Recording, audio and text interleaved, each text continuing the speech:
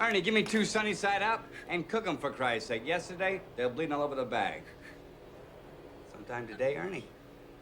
Shut the up and get over there with the rest of the 6.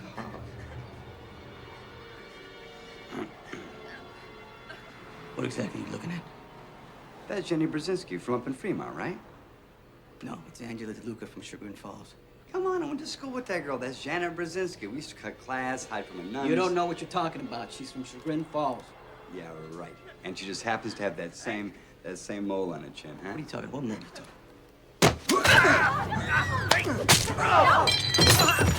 Ah, yes, the classic look over here move. Works like a charm every time.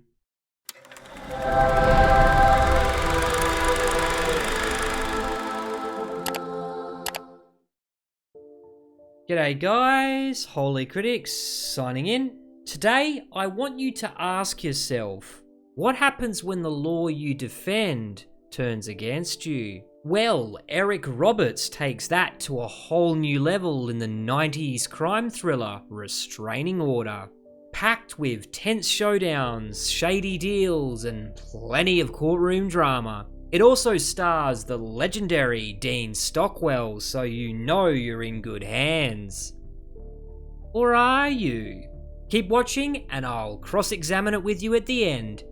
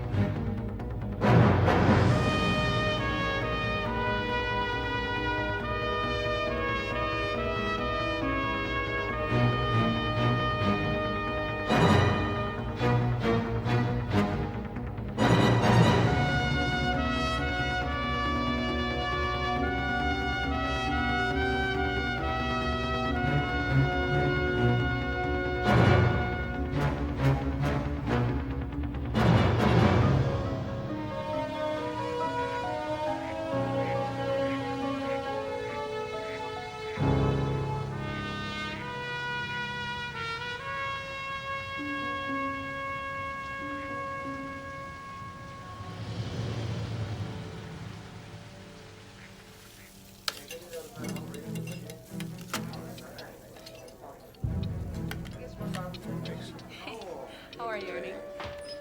How are you?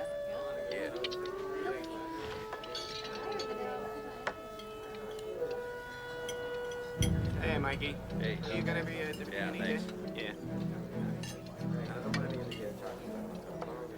Can I get another? But I don't want to Thanks. talk.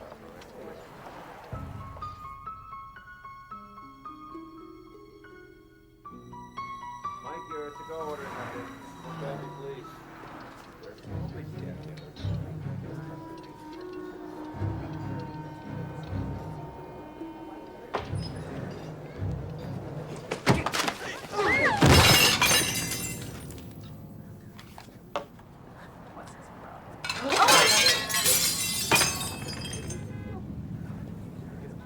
Okay, you fuckers. Someone's gonna pay.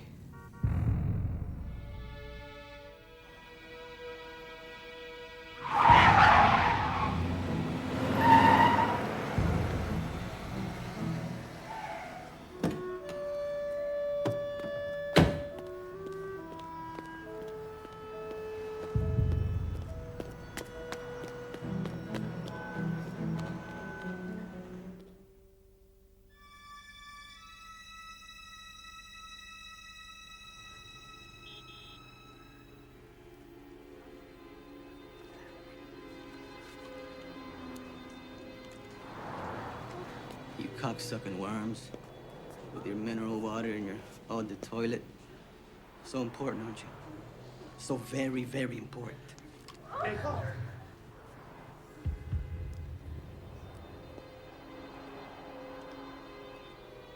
You would know an honest day's work if it walked up and bit you on the ass. Tried running a drill press for a living. Huh? How'd you like to live where I'm living? Hey, friend, I don't think I'm the one that's talking! It's never enough with you guys. You go and take the one good thing I've known in my life. You take my Angela and you fill her head with rich ideas and you steal her away.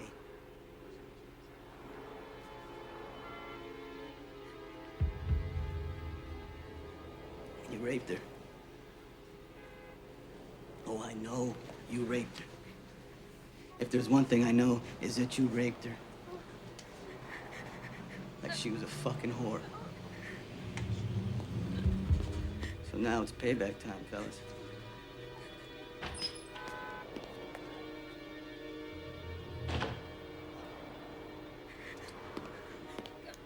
Ernie, give me 2 sunny side up and cook them for Christ's sake. Yesterday, they were bleeding all over the bag. Sometime today, Ernie. Shut the fuck up and get over there with the rest of the suits.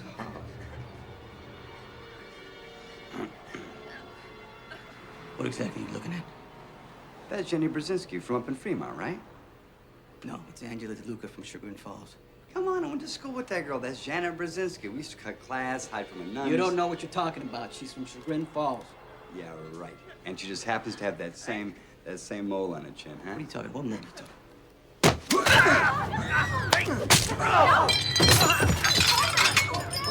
Man, that was a gutsy thing to do. No, I just hate to be late for court. That's what it looks like when a man is murdered.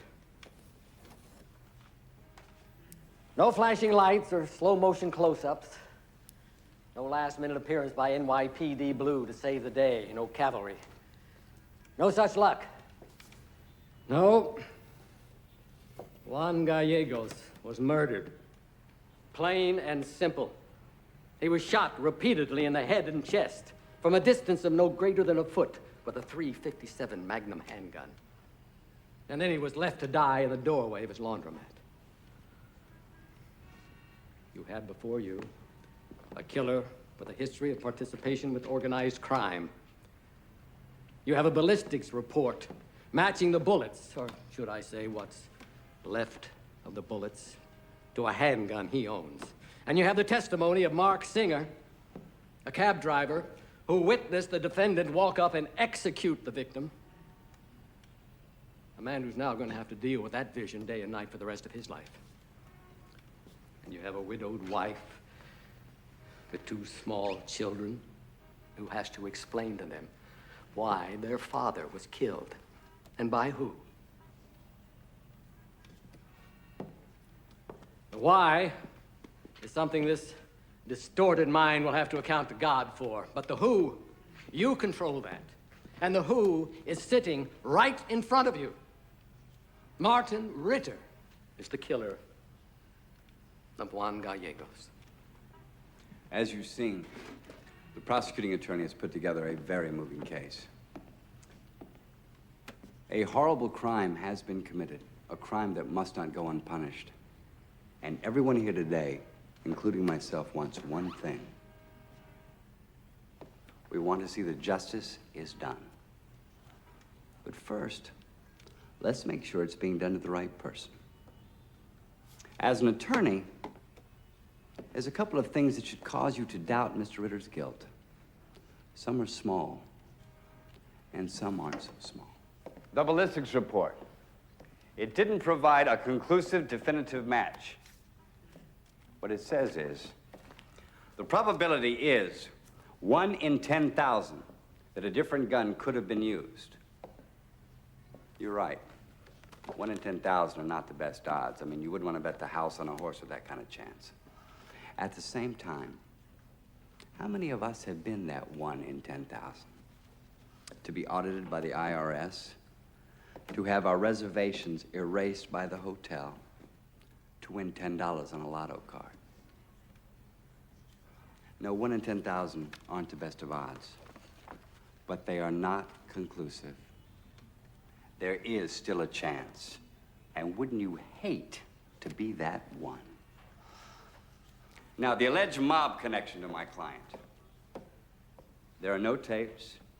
There are no photos, no real corroboration. Only speculation. Rumor. Well, Here are some facts. Martin Ritter drives a 1975 Datsun B210. He has $272.18 in his bank account. He works nights down at the seaport, wholesaling fish. That's one hell of a cover. Especially for a man who's supposedly in the mafia. But maybe most important of all are the 3 defense witnesses who placed Mr. Ritter away from the murder. Now, these are not just witnesses. These are not just strangers who happen to see something. No, these are people who have grown up in this neighborhood with him. And this cab driver, he's right. He did see someone murder Juan Gallegos, but it was late. And he was tired after driving a full 12-hour shift. And from where he was parked, it would have been almost impossible for anyone to make a positive ID. The man that he saw was not Martin Ritter.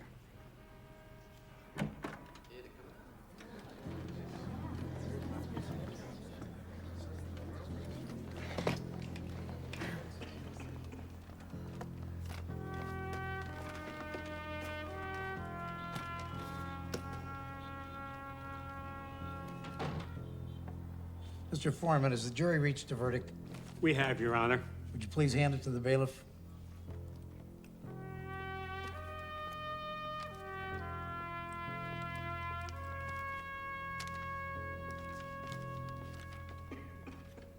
The clerk will please read the verdict. We, the jury, in the above entitled action, find the defendant, Martin Ritter, not guilty of murder in the first degree. Congratulations. Ladies and gentlemen, Thank the you. jury, Saved my life. thanks you for your service. The defendant is discharged and his bail is exonerated. Your Honor, at this time, I would like to request a restraining order prohibiting the police from unnecessary surveillance of my client. This is totally unwarranted, Your Honor. Unwarranted. The harassment of my client and his family since his trial began is what's unwarranted. I'd like it stopped, Your Honor. The motion is granted. Thank you, sir. Well, Stanley, you've done it again. Have a good afternoon. On behalf of both me and my family, I'd just like to say that we thank God that Mr. Woodfield here took my case.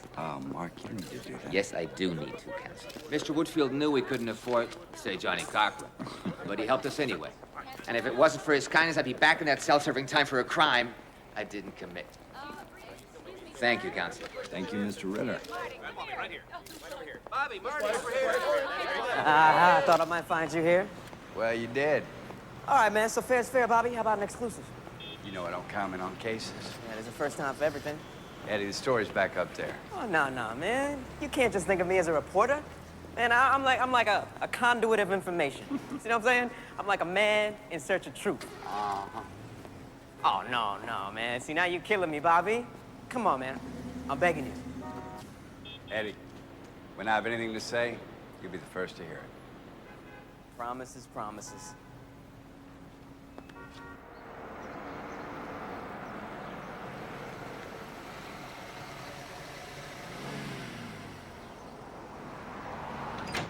Municipal County Courthouse. We're waiting for defense attorney Robert Woodfield and Martin Ritter, who has just been acquitted. The defendants are coming out now, and it looks as though they're about to give us a statement.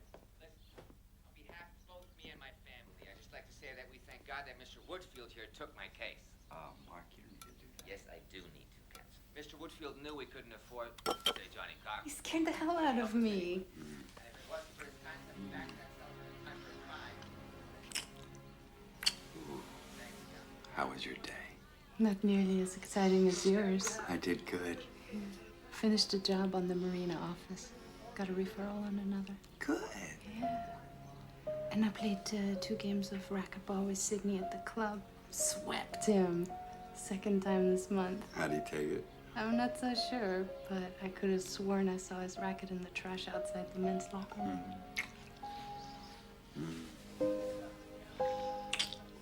Oh, and Sherry returned our camcorder.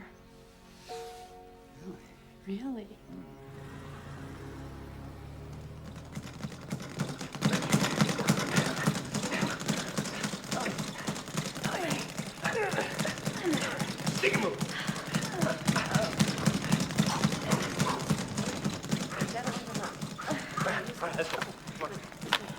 Sydney! I didn't think you were gonna make it. What are you so mad about that beating my wife put on you? What was it, the sweep? 2-zip? Oh, I feel bad, Sydney. Ritter was straight up guilty. Yeah, well, you're an attorney. You know everybody's entitled to a good defense. Well, I hope you have yours ready.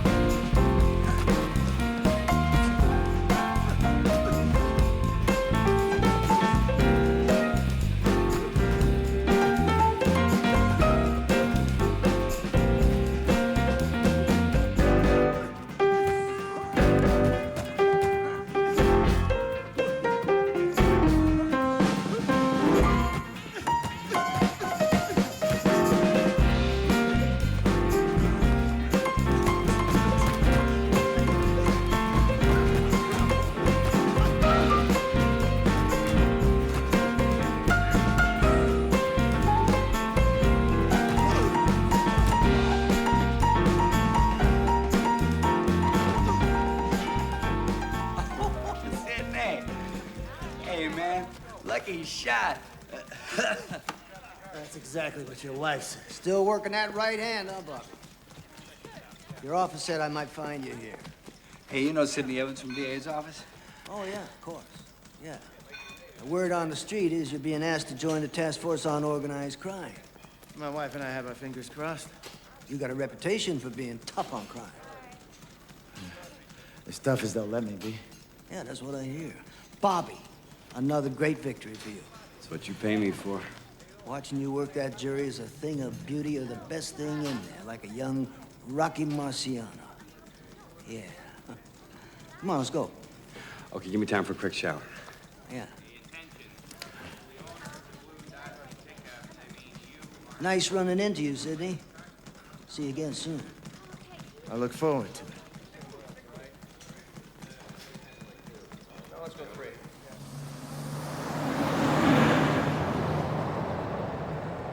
Oh, did you see my mug on TV the other night? Yeah, I caught you donating 10 grand to the Youth Basketball Association. Hey, the union was glad to do it. Just good people lending a hand, helping out the neighborhood. Like you did when you were a kid. Yeah. You remember that family that you helped out, the Ritter family? Your father would have loved that. Looks like business is good. Yeah. Oh, yeah. Look at this place.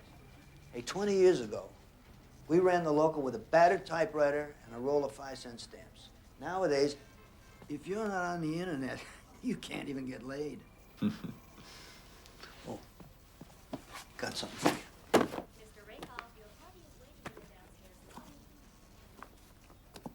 Oh, man.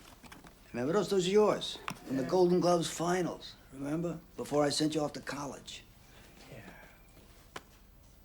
God, if I'd won the night, Charlie, I'd have saved you a shitload in tuition fees. Yeah, I didn't care about the money. Just want to get you out of my hair. You better keep those. You may need them in court one day.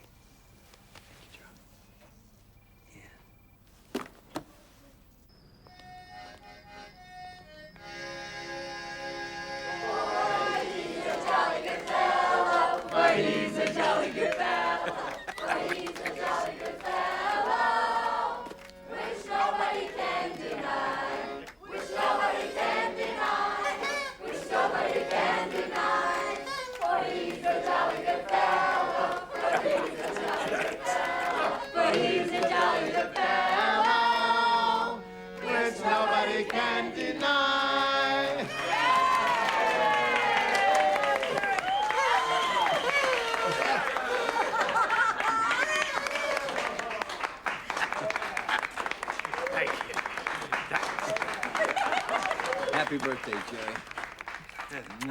Good to see you. Good to see you, too. So tell us the truth, how old are you really? I'm from Poland. We stop aging there at 60. Used to say it was 50. Enough talk. Go see your old friends.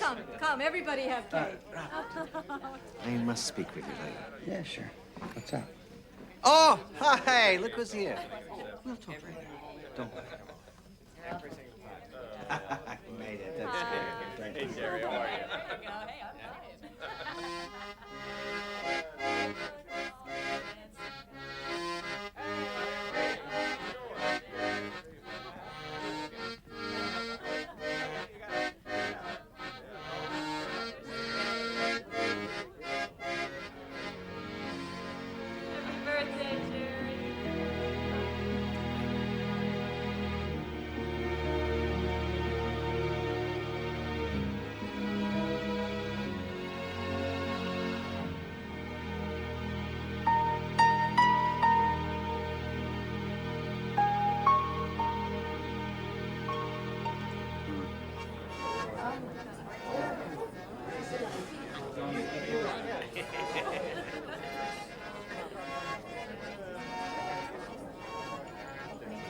Bobby, how you doing? Good to see you. All right.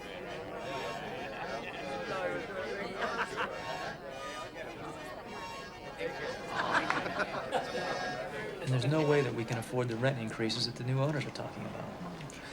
And they won't negotiate. Meet you halfway? No, not $1. All they care about is the bottom line.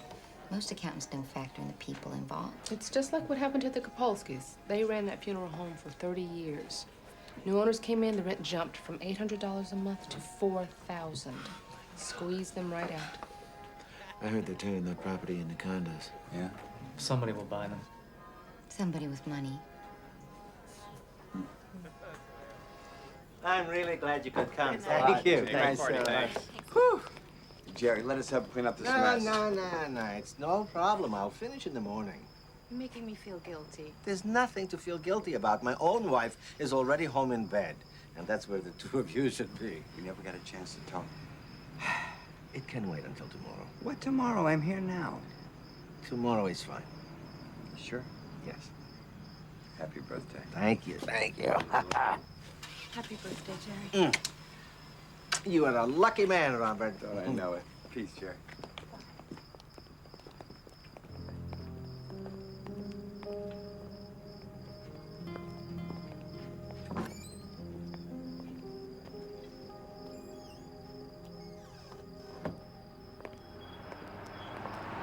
Hold on. What are you doing? I'm gonna go back, baby. There's something bothering Jerry, and I want to talk to him about it, okay? So I'm gonna put you in a cab, all right? I won't be responsible for falling asleep. If you fall asleep, I'm gonna wake you up, okay? Mwah, come on. Okay, leave the front light on. Don't be too long. Okay.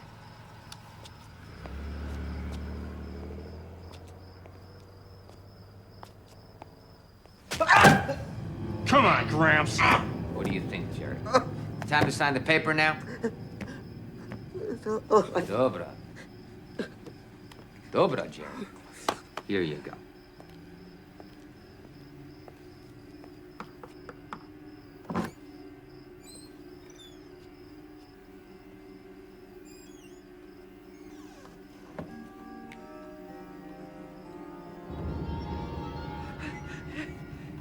Here we go.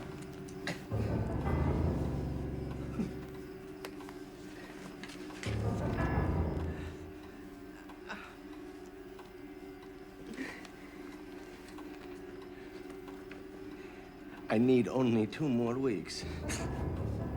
It's always something, huh, Jerry? Business is slow. I've been sick. 2 more weeks. You owe my people for a lot of bad days at the track, so now you're gonna pay up with your bar, okay?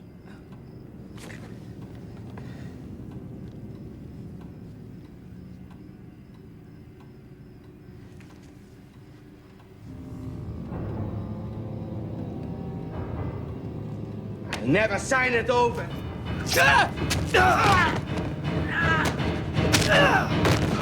That's enough.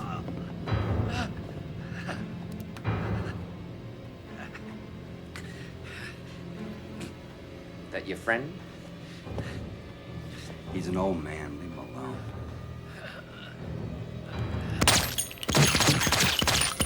God damn it.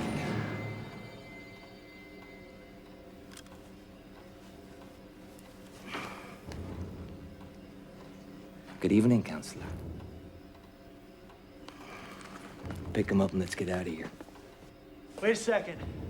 We gotta do him. He saw us whack the old man. If he talks to the cops, we're done.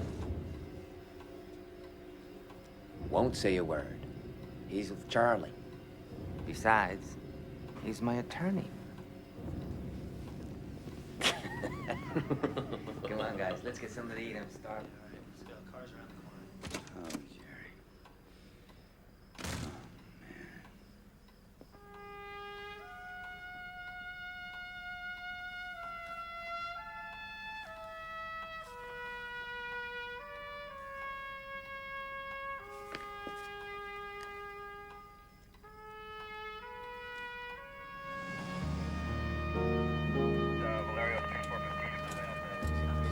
People, get back, please. Stand back. You know, it sounds to me like you don't know what the fuck you saw. Robert? It just all happened so fast, you know? Yeah. Go home. Robert, I must speak with you later. Yeah, sure. What's up? We'll talk later. Don't worry. Sometimes faces start to take shape. You know what I'm saying? I'm gonna go back, baby. There's something bothering Jerry, and I want to talk to him about it, okay? Yeah, I'll do that.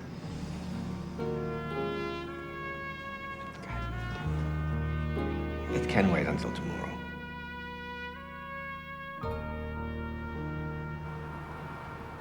Yeah, you walked me right into this, Charlie. Play the kid's ego, push the right buttons, family, my own man. You knew I'd buy it. And all the time you knew was guilty. I don't like this one bit more than you do, Bobby. It's a fucking waste. Jerry was your friend, remember? We're not talking about some goddamn video game here. What do you expect me to say? All I heard was they were gonna do some arm twisting. He wasn't supposed to get killed. Nobody wanted that. It's that fucking Martin. He's a hothead. Nobody can control him. Things just got out of hand. They killed him. You think I'm happy about it? It makes things tougher on my end. Ah, Chuck. Don't kid yourself, kid. Jerry brought a lot of this down on himself. He was no saint, a stubborn Polak. He was into it for $150K. That's a lot of money. Jerry is dead. And for what? Gambling debts. Charlie, you couldn't have helped him out. They made him a fair deal, made it easy on him. Christ, where is your compassion, Charlie? We're talking about two men's lives that I'm responsible for. I want you to turn him in. Well, I can't do that. It's not my call. Play it any way you want. Set him up if you have to. God damn it, Bobby. It's not that black and white. This is a much bigger picture than that. I don't think you understand. I'm not asking you. I'm telling you. Well, it's over my head. There's some heavy hitters involved, and they're not gonna go for it. Listen to what you're saying, Charlie. I can't believe you're part of this, any of this. Grow the fuck up. Grow the fuck up, will you? Quit acting like your cherry just got busted. You don't get it, Charlie. I believed you. I went to bat for you, and you outright lied to me. I'd like to think you won't fight me over this. You don't want to do this, kid. You're gonna open a door that you don't want to open. Bad as it sounds, we're both gonna have to swallow this one. I love you, Bobby. Now do the smart thing here. Make it easy on me. I am making it easy. If you won't turn him in, I will.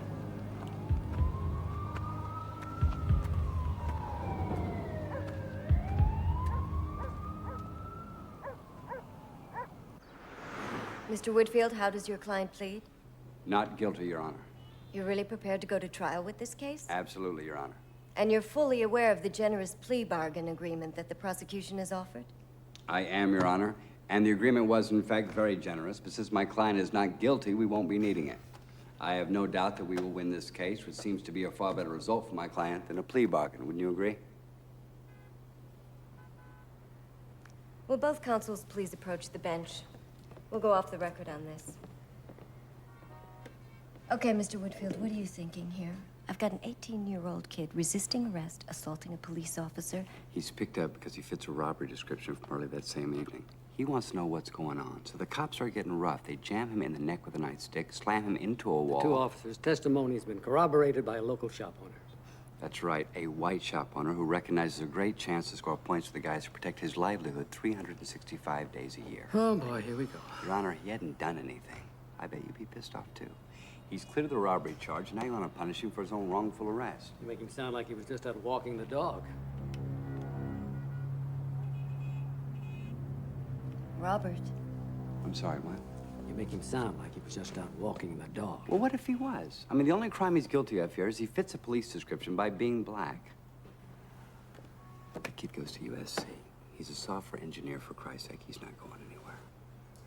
Release him on $500 bail, and I'll make his case at the trial. Joe. If that's the way he wants to play it. Defendant pleads not guilty. Bail will be set at $500. Trial date to be set. Am I gonna have to go to jail for this? Not if I can help it. Well, thanks for all the time you spend on this, Mr. Woodfield. You're welcome. I really appreciate it. Have a good day.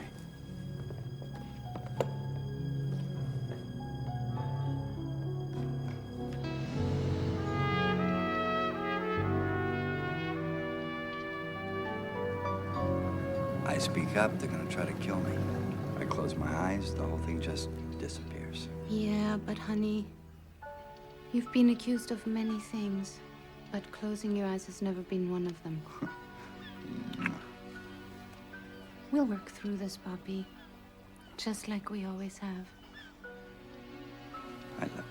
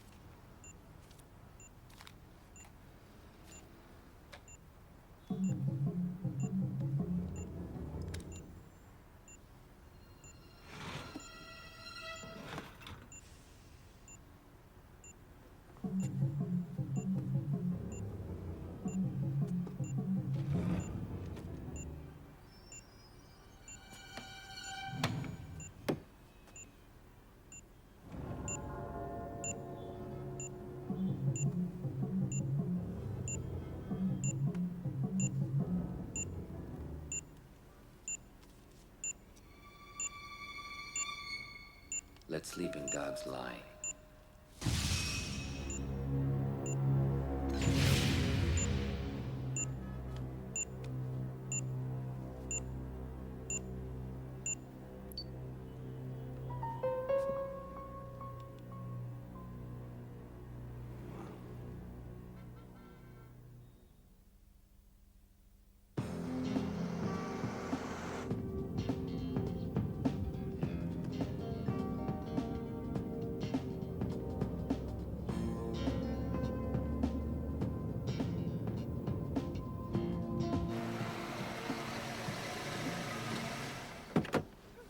Morning. So what's the word? They're demolishing the old Murphy place? Yeah, the whole lot's getting cleared out. Wow, I never thought they'd sell. Any idea who the new owner is? I haven't a clue. Probably some land developer's got it. Yeah. You know, just between you and me, I hate to see these great old houses torn down. They're really works of art. Yeah. Well, the business has got to be good for you guys. Oh, yeah, getting better by the minute, too. You know the old warehouse over on Diggs? Yeah. And the corner laundromat and the flats? Right, right. Both gone. And we bid on both those, too. Amazing. Yeah. Hey, excuse me, I gotta get these guys working. Have a good day. Yeah. Hey, come on, guys, let's move it, huh? Get that thing off. Come on, Frankie. Anything for you. What do you want? Huh? The first step is protection for you and Lee. I'll get a hold of Craig Dixon. Craig Dixon? Yeah, he's solid. Heads up the task force on organized crime. Look, Bob, nobody's gonna strong-arm me, man. I won't. We won't allow it. Charlie Mason's going to prison. End of story. You know, when my dad died, the only thing between my mom, me, and the streets was Charlie Mason. And he never had a reason to help. He just did it because he made a promise to my dad. I always loved him for that. Yeah, I know it hurts, Bobby, and I'm sorry things went down like this. But like you said, it's business now. We're gonna take care of it. Bobby. All right, man. Take care.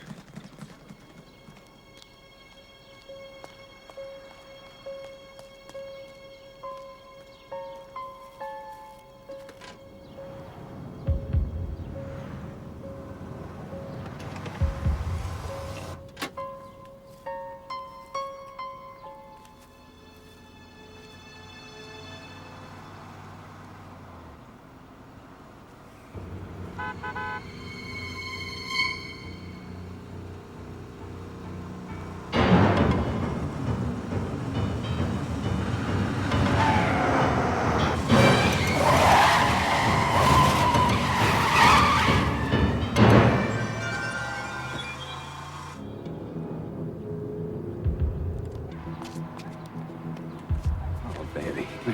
Oh.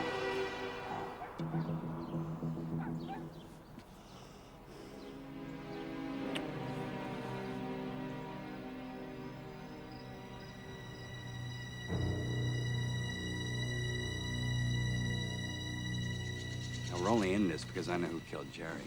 Once I talk with the Justice Department, they'll take care of it. What if they can't? They will. I love you.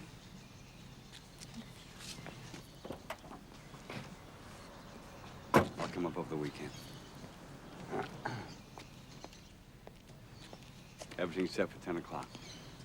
You can feel comfortable with Craig Dixon. He's a good man. I'm sure he's someone you can work with. Good. Look, Lee will be fine at my place. Dixon isn't gonna leave you twisting in the wind. And by the time this is all over, there'll be a hole torn so wide in Mason you could fly a 747 through it. That'll be good. Hey, Sid, thanks for the help. You're my best man.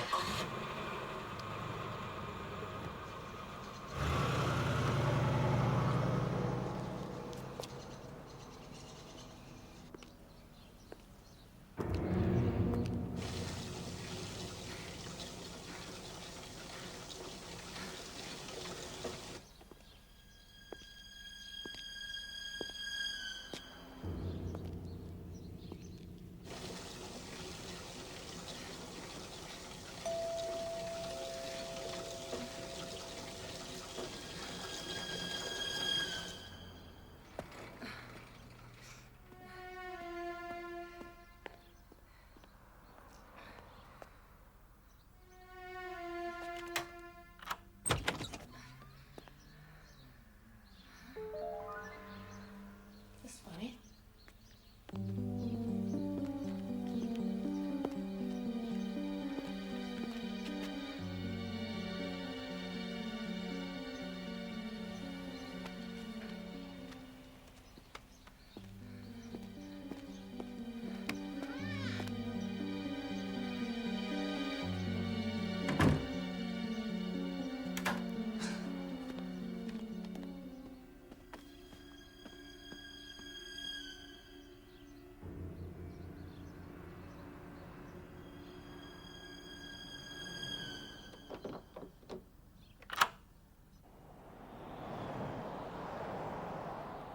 Greg.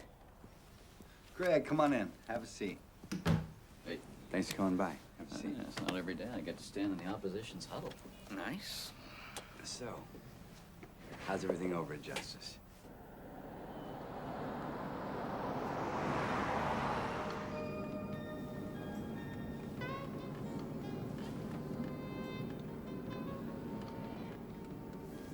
We'll be there in a few minutes.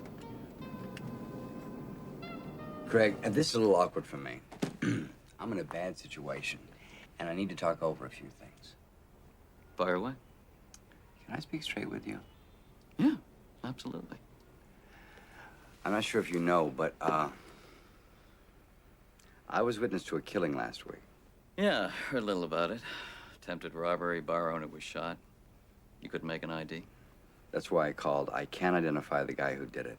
At this point, though, I am very worried about the safety of my wife and me. We've had several threats, and I feel without some sort of witness protection, we don't have a prayer.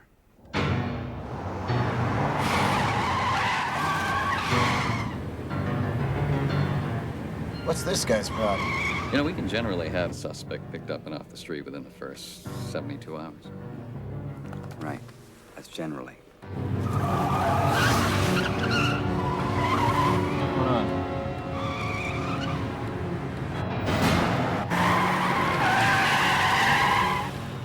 Craig, this involves more than one person. That's why I had Sydney call you. This runs much deeper than a simple homicide. Be cool, friends. That way we won't have any trouble. Come here. Evidently, there's some big money behind it. I don't know who. I don't know why. I just know whoever is involved does not want me to testify. What are we talking about here?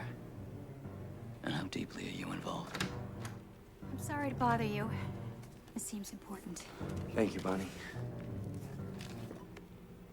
Excuse me, Craig. I need to make this call. Sure.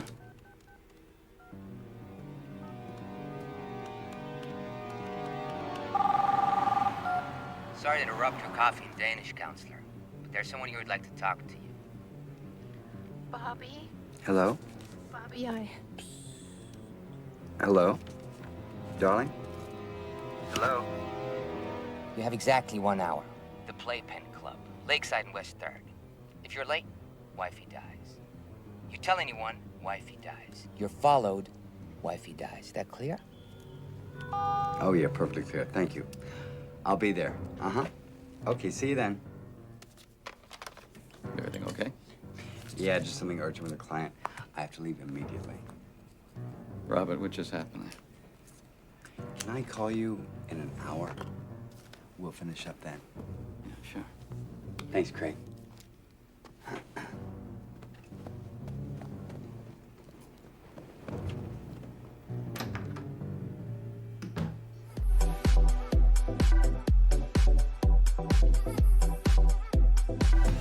Join the show, Bobby? Don't fuck with me. Hey, man, oh, out of here. I don't need that, man. You're in a short fuse today, aren't you? I want my wife and Sydney back now. You should have thought about that before calling in that guy from Justice.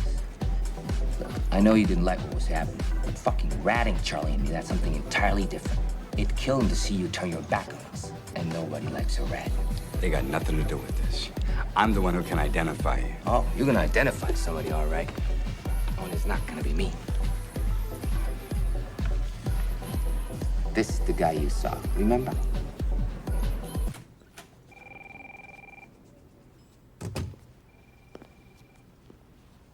You ready? Yeah. Okay, bring him on.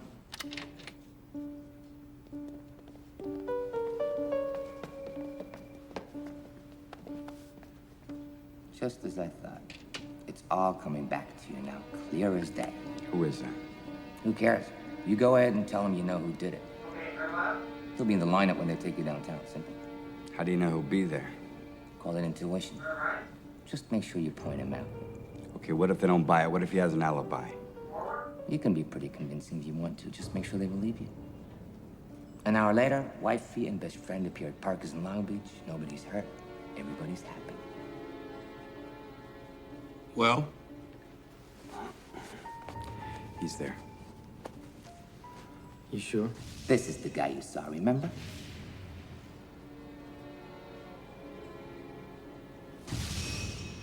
Yeah. Second from the right.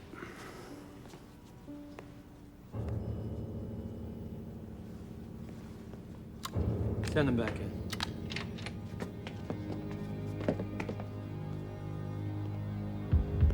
You did the right thing, Mr. Woodfield. Yeah, sure. You want to run down for me what just went on in there? 1 minute you're talking witness protection, the next you're making a straight ID? Don't be stupid. You're fucking me up here. I can't be seen talking to you. Hey, friend, I want to know what's going on. He's connected everywhere. Look, he's probably got guys on the payphone right now telling him everything that's going on. Just fly blind and trust me, all right?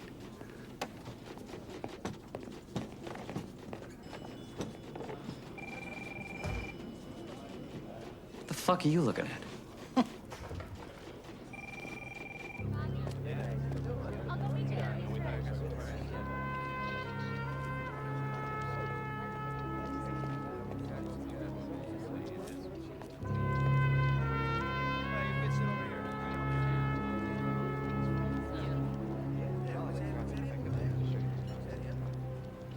Robert Woodfield. Yeah. I thought so. I'm Vicky Waxman. I'm second year at Pepperdine Law. Yeah? Well, I clerked for Justice Hargrove last summer, and I got to see you try the Caroline Martin case, and I just have to tell you how incredible it was to see someone finally standing up for battered women. It was such an incredible defense. It was amazing. Trixie? Vicky. I'm sorry, Vicky, it's awful nice to meet you, but I just need a few minutes to myself, okay? Oh, I understand. Let me give you my number. Channel 6 News Desk, here is Linda McQueen. Just in, a bizarre double murder that has completely stunned police. An assistant district attorney, Sidney Evans, and his wife Sherry were gunned down in their suburban home earlier today. With the help of an eyewitness, police arrested an unidentified woman moments ago. Authorities questioned at the scene would not comment or speculate on the killings. There is, however, a probable motive, a crime of passion. First with news, the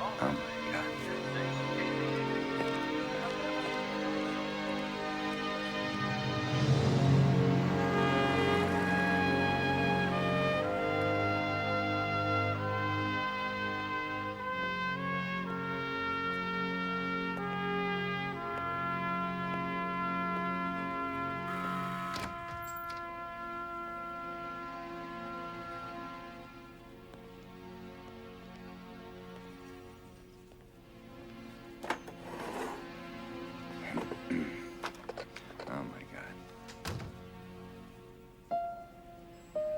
Sydney tried, but I want to go home.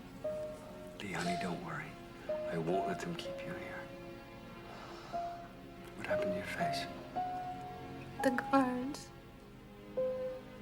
Sydney and Sherry. They died right in front of me. Right in front of me. How could they? Honey, I will get you out. There's a bail hearing in the morning. I promise. I will get you out.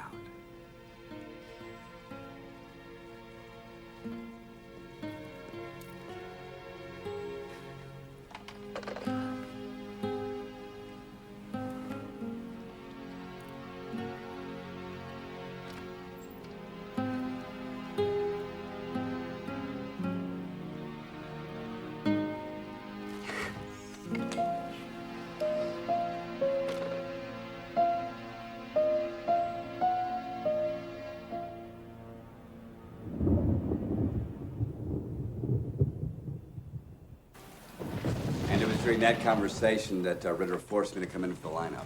So you purposely identified the wrong man? Well, what choice did I have? It was the only way to get her back. Look, I would have fixed it once Lee was free. And Sydney? And Sydney. So you're definitely sticking with this kidnapping angle? Look, it was Sydney who put this whole thing into motion. It was his idea I contact Agent Dixon. Did Mr. Woodfield tell you any of this? No, he didn't have a chance to before our meeting was interrupted. So you can't corroborate his story? Well, he did mention that he and his wife had been threatened, that he could ID the murderer from the bar, and that possibly the mob was involved. Yeah. I was at the lineup, remember? What about the affair? There wasn't any affair. My wife is innocent. Come on, do the math yourself. He's been your best friend. Plays racquetball with her twice a week at the downtown athletic club. I mean, time goes by and they get closer. They start calling each other at work and at home. They start thinking about each other a lot. Yes. It's gotta hurt, doesn't it, Woodfield? I mean, doesn't that just kill you? Here you are out there busting your ass to free up these scumbags, and here your best friend is giving your wife the ultimate cross-examination. You guys are fucking hilarious. Pringle, did Sidney Evans run this by the guys at the DA's office? Not a single word. I gotta be honest with you. There's more holes in this story than the JFK assassination. You want me to accept that your wife is innocent of 2 slayings when I have a room full of evidence to support that? And further, that the killings were set up by a union boss, so you wouldn't testify to a murder during a routine strong-arm job. Don't you see? He's counting on nobody believing me. That's what keeps this whole thing alive. You know what I see? I see a husband who was like wigged out, who's so blown away by what went down that he's liable to say anything just so he knows his wife is okay. I'm gonna say it one more time. She's being framed.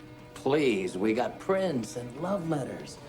I mean, the fucking witness is a little old man who does nothing but stare out the window all day long. I mean, it couldn't be tighter. All fake, just like the Ritter case. Kind of like poetic justice, isn't it, Woodfield? What do you mean? Well, I mean, here you're trying to get us to buy all this bullshit about Martin Ritter being responsible for all this. He shouldn't even been a player in this thing anyway. If you hadn't set him free... What do you think? I asked my clients to lie to me? I don't think you give a shit one way or the other as long as you make your money. Lose the editorial, pal. You're starting to bother me. Frankly, I don't care if I bother you. All right, knock it off. Dig a little. Put somebody on Mason. Do something. Do anything. Just help me out, for Christ's sake. We already did. And? He's been at a Teamsters convention in San Diego the last couple of days. What about Ritter? Hell, even if we wanted to, we couldn't. There's a restraining order protecting him from any further surveillance. Your restraining order.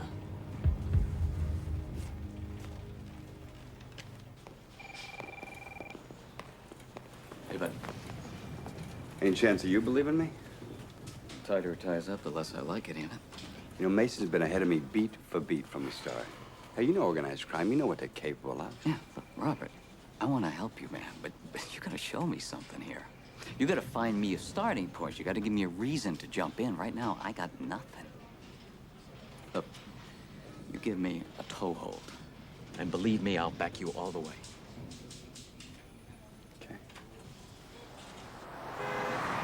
My client has no prior record of any type.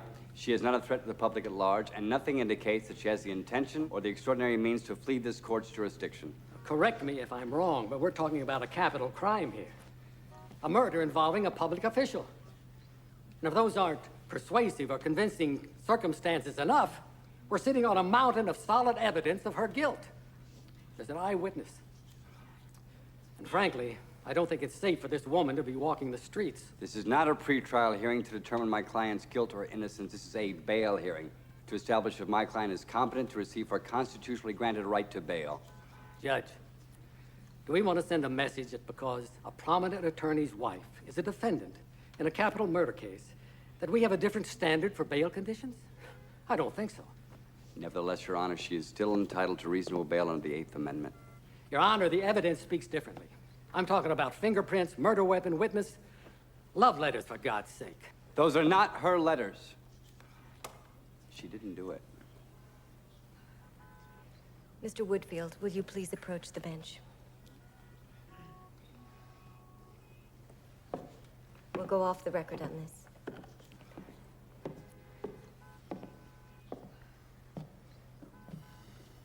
Look, I can understand how difficult this must be for you, but you're too close. Your judgment is starting to waver. Allison Lee is innocent. She's got a frame on her. Do yourself a favor and get somebody else to defend her. As your friend, Robert, I'm telling you, you're losing control.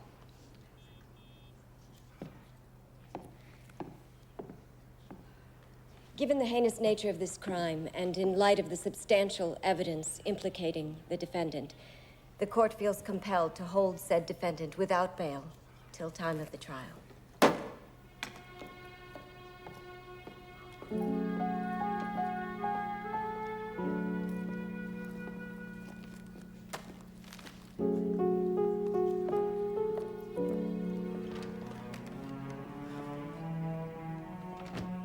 Whitfield, you still got my number, right? Of course. Then fucking use it if there's any way I can help you out of this. My gut's telling me something ain't right here. Who knows? Call it a journalistic hunch. I'm out.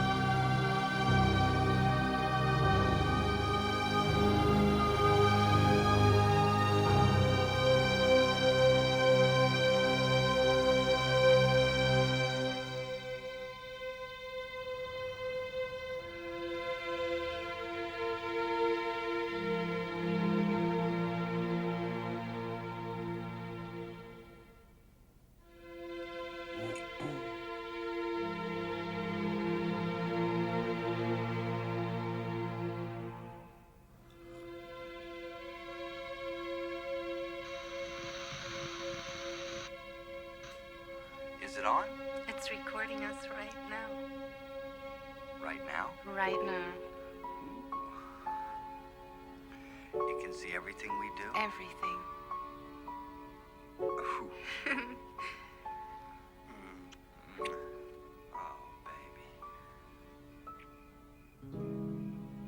Pornography is a crime in the state, counselor. This is a pornography.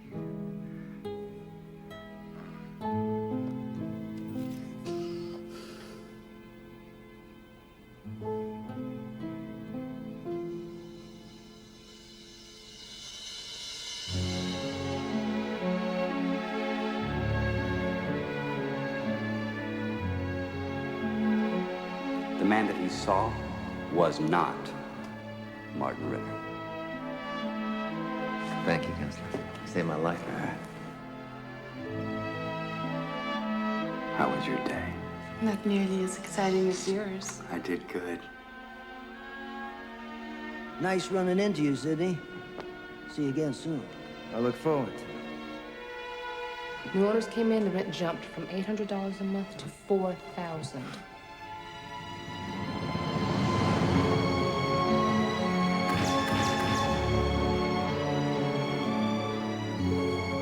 Good evening, Counselor. I love you, Bobby. Do the smart thing here. Make it easy on me. We'll work through this, Bobby. Just like we always have.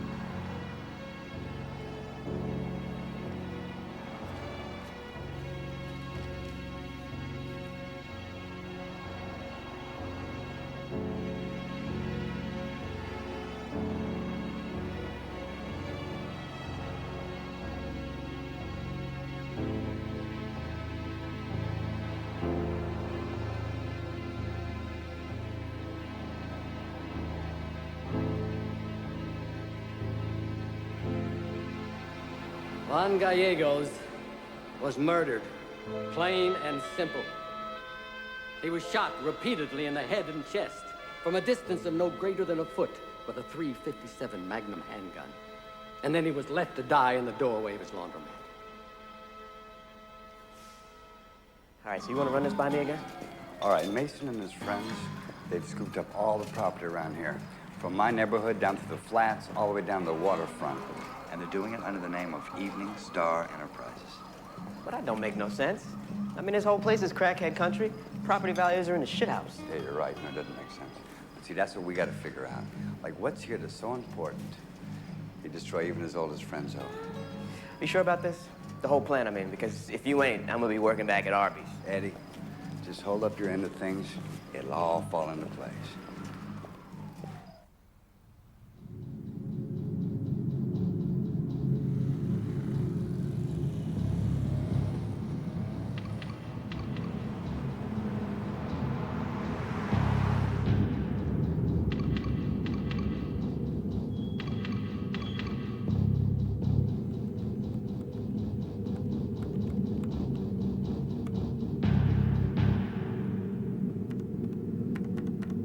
Hello, Charlie.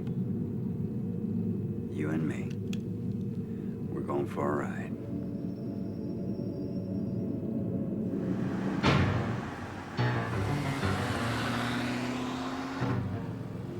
You got spirit, Bobby. I'll hand you that. It's a shame you gotta piss it all away. And on what? Some old man. Some playground code of honor. I warned you there were bigger forces at play. I gave you every chance to walk, and you wouldn't do it. Just like when you were a kid boxing, you wouldn't take a step back, even if you're gonna get your goddamn head knocked in. Shut up. You're gonna pay for what you did to Lee, Sidney, and Sherry. Bullshit. Yeah, my wife's getting out. And whether the cops get you right or you're not walking away this time.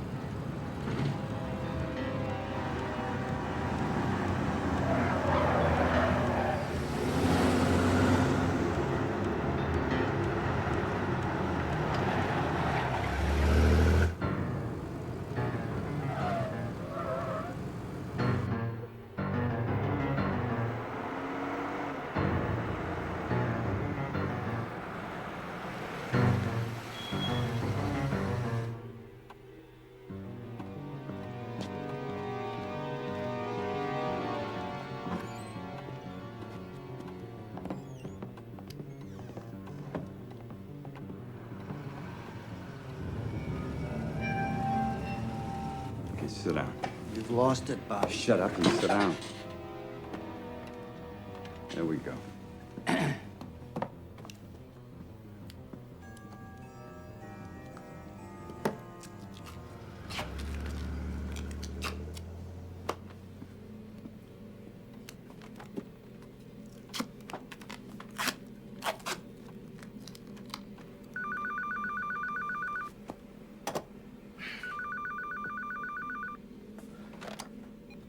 Yeah. Craig, it's Robert Woodfield.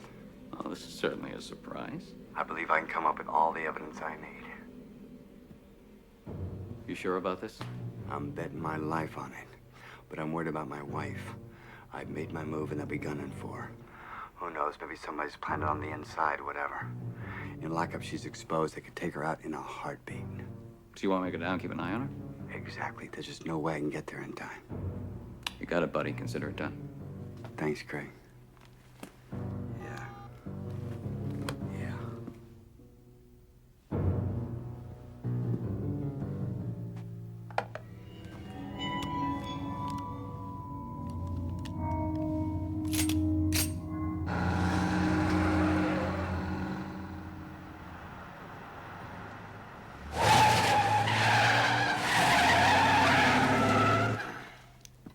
It's gonna take my guys about 10 minutes to figure out where we are, and then another 10 minutes to get here. And at that point, you got about 60 seconds to live, kid.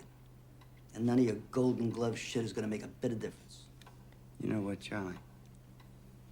If it was up to me, I'd kill you right now. But I got my wife to worry about.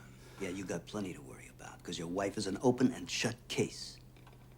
If we could provide the goods to get Martin Ritter off, just imagine what we can do to set somebody up. From now on, the closest you're gonna get to her is some prison guard telling you what a great lady she is. Why'd you do it, Charlie?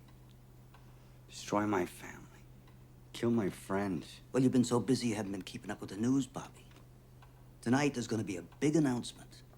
You see, the South Koreans are making a bid on the waterfront. It's gonna be the big economic miracle that this city has never had. Businesses, condos, parks, malls, cineplexes, maybe even a fucking Tiffany's. And you got tipped from the inside, so you started grabbing up all the property, right? Nah, couldn't get all of it. Got 75%. So why'd you kill Jerry? He owned some key properties in the neighborhood. After this deal, the values go up through the roof. We've been calling in markers all over town. That stupid, stubborn fucking Polak, he wouldn't budge. So you've been selling out your friends for some dog shit properties. $200 million, that's not dog shit.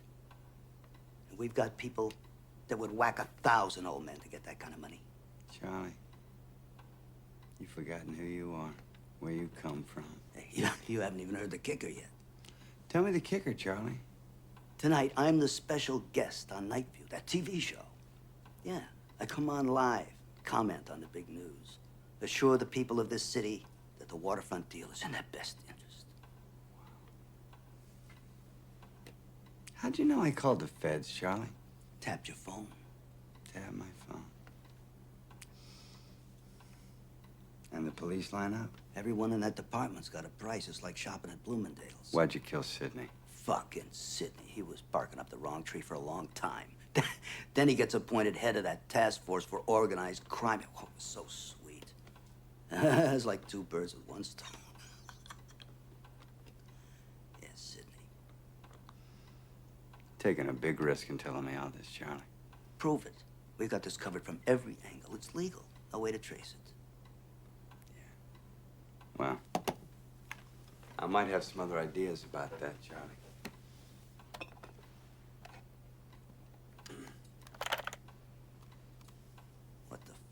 What the fuck is that? Nobody likes a tattletale, Charlie. Well, let me tell you something about your stupid fucking tape. No one's gonna see it, except maybe me. I'll watch it at holidays. Charlie, you are a soulless piece of shit. I just want to be the first to tell you.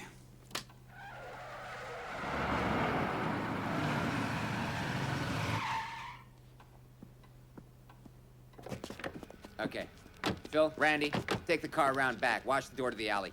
Russell, wait here with the car. Michael, let's go.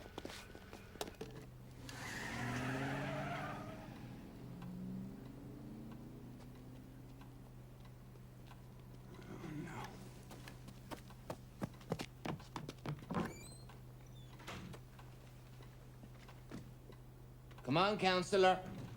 Enough is enough.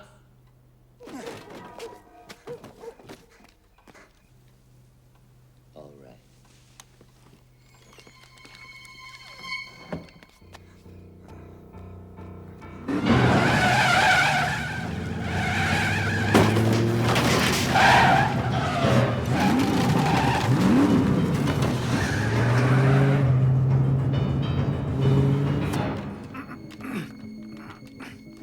Charlie.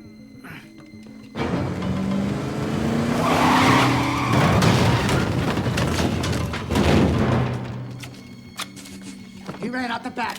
He got me on videotape, the son of a bitch. Get the goddamn tape! You find your fucking blaster.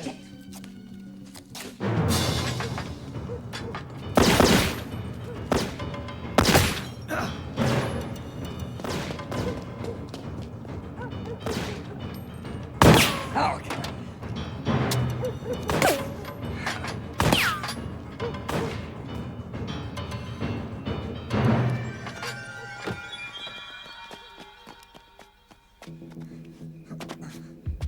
his car's parked out in front of you. Better take care of it.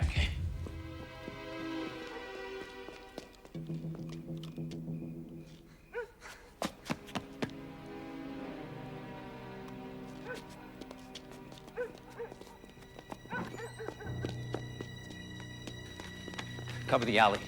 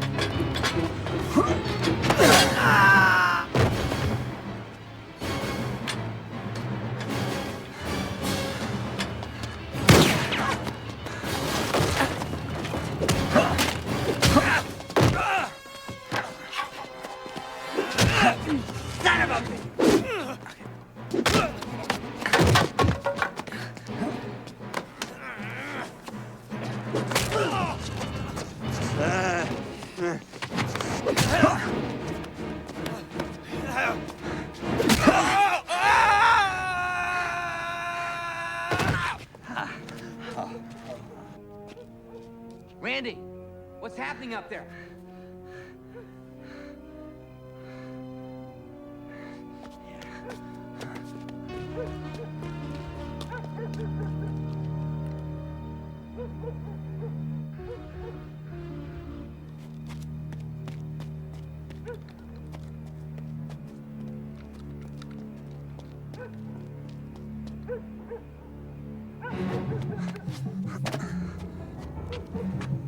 Charlie, you better get out of here. You're on the air in less than an hour. Don't worry about me. I'll get there.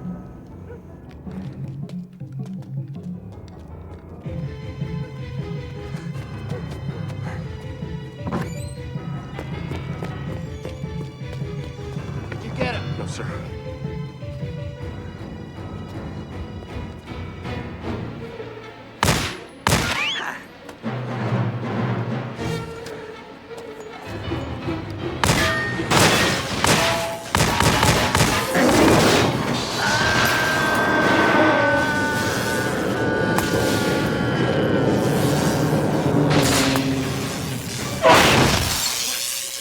There he is! Get him!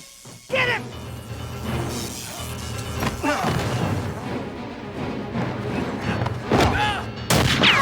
Get him! Go after him! Hurry up!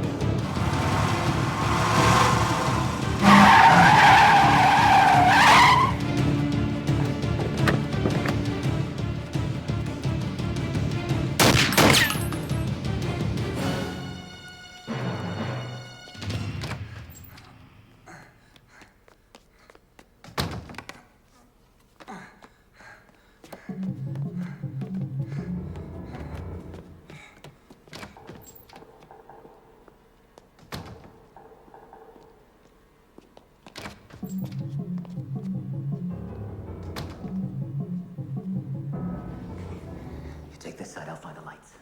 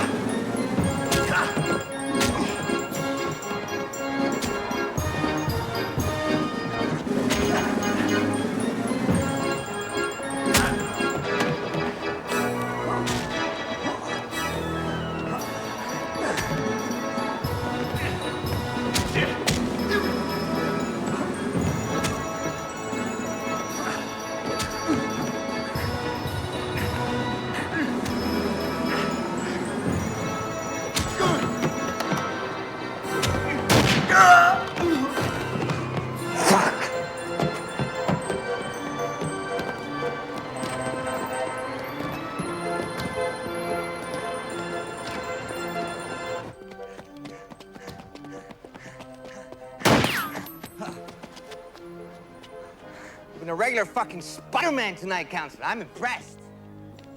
Now give me that tape. Give me that fucking tape!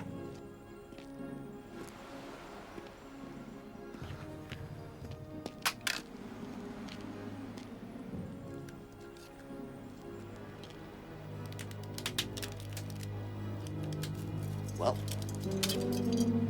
I guess that's that. What's with the long face, Counselor? Look at the bright side. Now you'll be seeing your gorgeous wife a lot sooner than you thought. What's that supposed to mean? Oh, come on. You didn't really think she's gonna live, did you? With all she knows? Well, Charlie's on TV. Somebody real special is gonna take care of her. After that, you can enjoy an extended honeymoon together. How's that sound to you? Oh, and do me a favor. Tell her and Jerry both I said hi. Will you do that for me?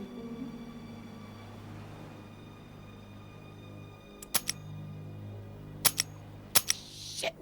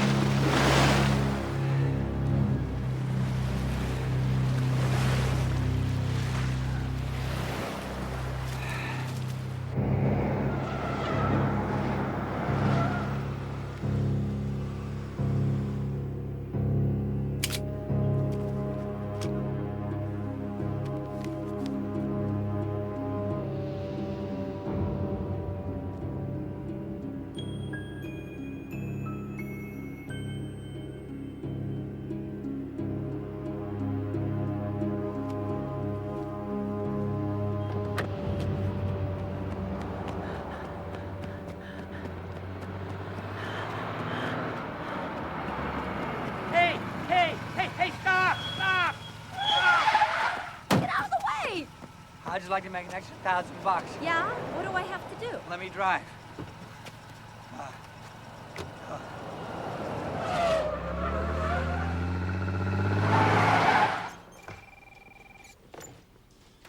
Hey, where the hell do you think you're going? I'm Agent Craig Dixon. I'm here to speak with a witness in a federal case.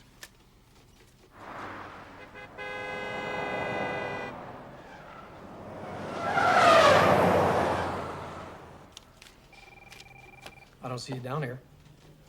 When you're a federal agent, you don't need reservations. He's okay, Mike. I've seen him here before. Oh, yeah? Well, you still gotta sign in first.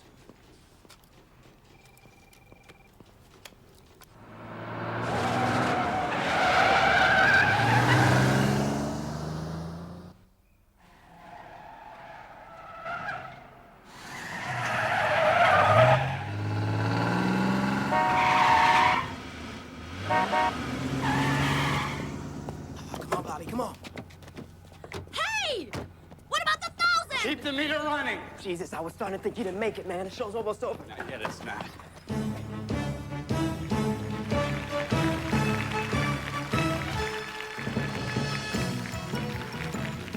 Thank you, and we're back here on Night View with Waterford developer Charles Mason. Thank you. Yes, well, we're looking at this as an opportunity to benefit everyone from all economic classes, an opportunity to revitalize the manufacturing and service sectors of the city's economy, and an opportunity to create the jobs that we so desperately need, and now, especially in the working Leaving class. out a few minor families. details, aren't you, Charlie? Why don't you tell the nice folks at home how much their property you and your friends I don't own? believe this. Oh, we gotta cut away. Oh, no, man. It's my ass on the line, too, right? Just give him a minute. Maybe you want to tell them how many people you had to kill in order to get it all. Like Jerry, and Sidney and Sherry Evans. Or that little matter about framing my wife, Lee Woodfield.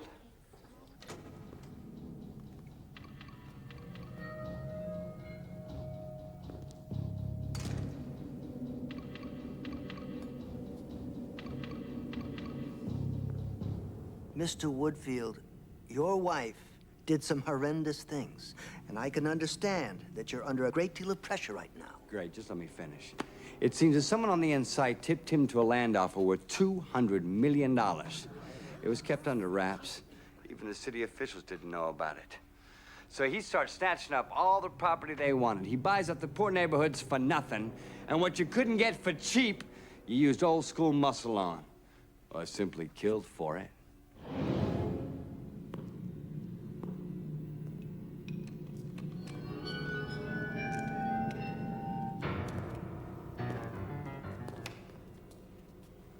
Son, please, you're humiliating yourself here.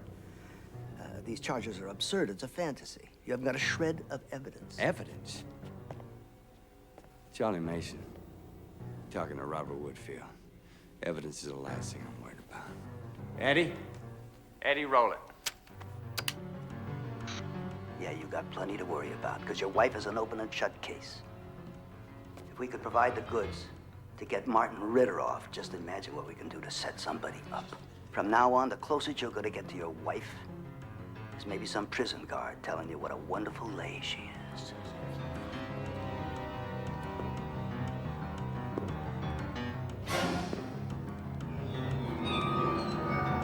So why'd you kill Jerry? He owned some key lots in the neighborhood. And after this deal, the values go right through the roof. We've been calling in markers all over town. That stupid, stubborn fucking Pollock, he wouldn't budge. So you've been selling out your friends for some dog shit property scam. Tighter, camera 3. $200 million, that's not dog shit. And we've got people that would whack 1,000 old men to get that kind of money.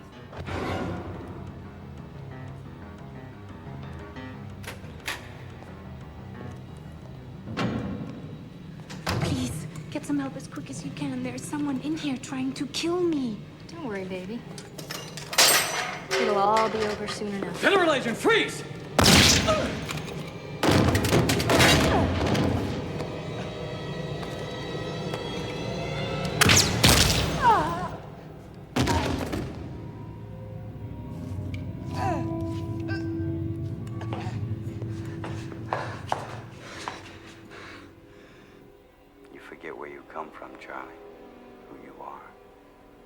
Why'd you kill Sidney? Fucking Sidney. He was barking up the wrong tree for a long time. Then he gets appointed head of that task force for organized crime. It was so sweet. It's like two birds with one stone. Yes, Sidney. Taking a big risk in telling me all this, Charlie.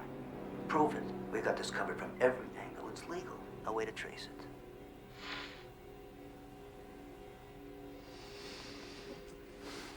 It's gonna be tough to walk away from this one, Charlie. Especially with all these witnesses.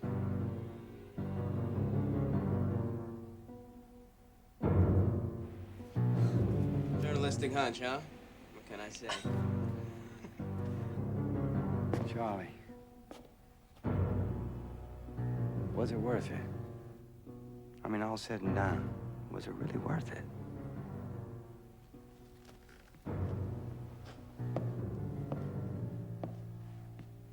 Almost.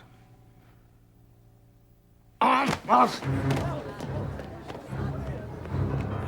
Shit. All right, hold it right there, mister. Hang on. Hold it. Hey, no!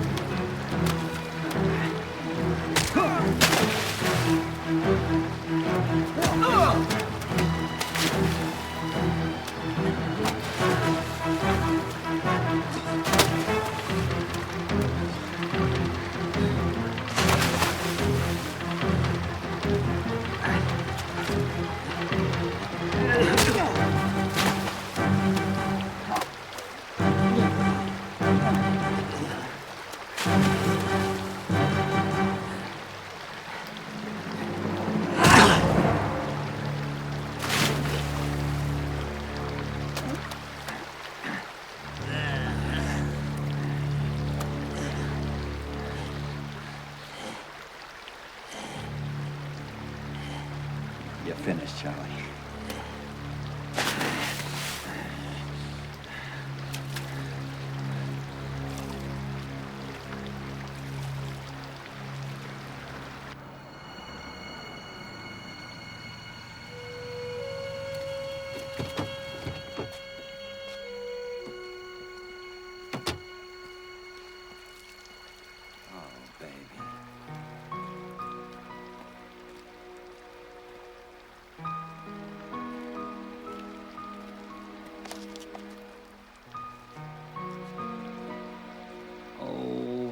I'm so glad to see you.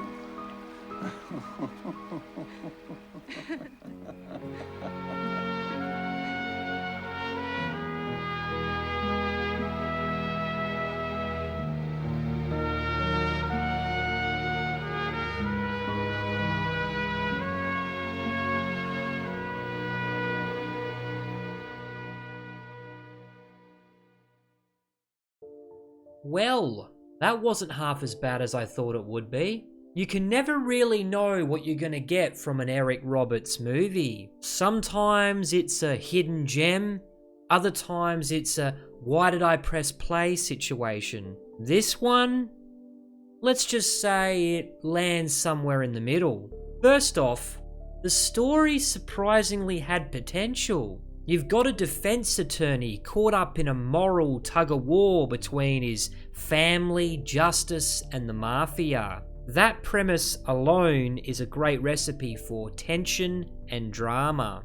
And to its credit, the movie did try to deliver those moments of suspense. Roberts was believable enough in the lead, and Dean Stockwell added some gravitas, but he was criminally underused.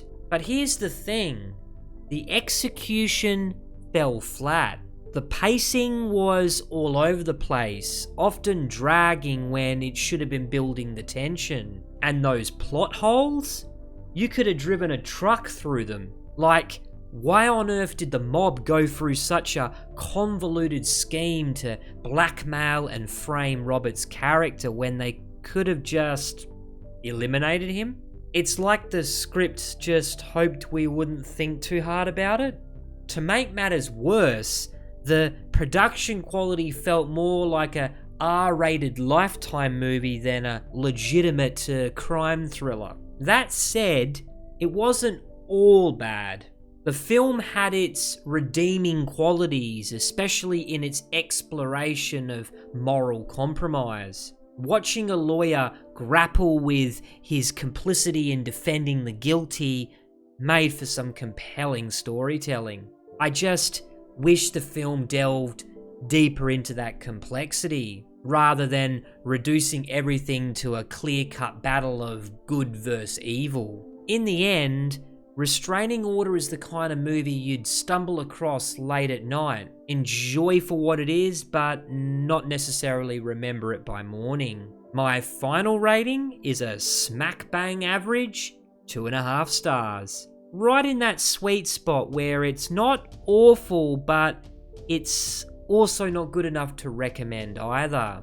Alright, so that's my take. Now I want to know what you thought about it in the comments. Was it worth watching, or are you as ready to move on as I am? I'm guessing it's the latter, so I'll catch you again on the next episode. This is Holy Critic, signing out.